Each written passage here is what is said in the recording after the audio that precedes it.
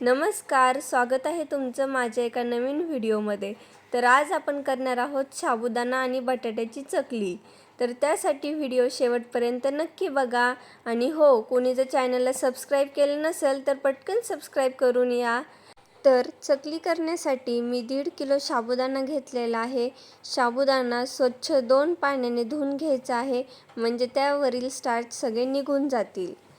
आणि स्वच्छ पाण्याने साबुदाणा धुवून घेतल्यानंतर तो जर तुम्ही सकाळी चकली करणार असाल तर रात्रीच भिजू घालायचा आहे. पूर्ण रात्रभर साबुदाणा भिजवत ठेवायचा आहे. आणि त्यानंतर मी 5 किलो बटाटे घेतलेले आहेत. बटाटे स्वच्छ आधी धुवून घ्यायचे आहेत. त्यानंतर ते कुकरमध्ये टाकून त्यामध्ये पाणी टाकायचं आहे.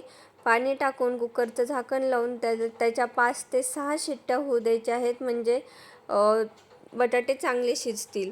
त्यानंतर मी एका पातेल्यामध्ये बटाटे काढून घेतलेले आहेत शिजलेले, आणि त्यामध्ये पाणी ओतलेलं आहे, म्हणजे कसं बटाटे सोलताना पोळणार नाही. आणि त्यानंतर आपण बटाटे सोलून घेतलेले आहेत.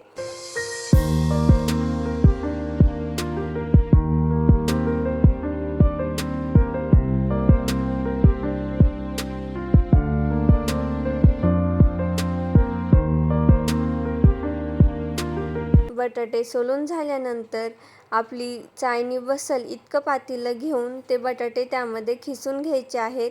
बटाटे खिसून झाल्यानंतर ते एका पातेल्यामध्ये, मोठ्या पातेल्यामध्ये घ्यायचे आहेत आणि त्याला पूर्णपणे एकजीव करून घ्यायचं आहे.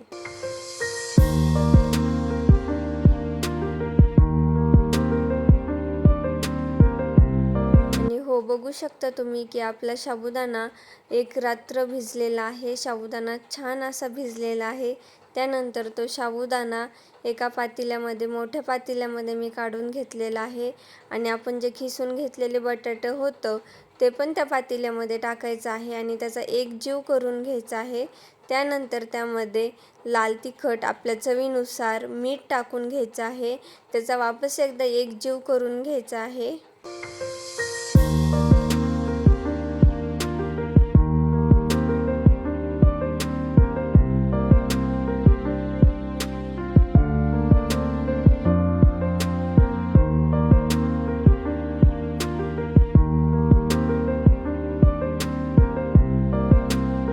त्यानंतर बटाटा आणि साबुदाण्याचं जे आपण मिश्रण केलं होतं ते एका शेवग्यामध्ये, किंवा कुणी सुऱ्या पण म्हणतं, त्यामध्ये घालून घ्यायचं आहे आणि त्याची अशा पद्धतीनं चकली घालून घ्यायची आहे.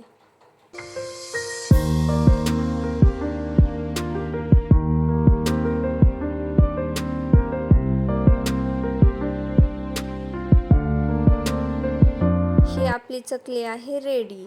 आणि हो, जर कोणी चॅनलला सबस्क्राईब केलं नसेल तर सबस्क्राईब करून घ्या. थँक्यू.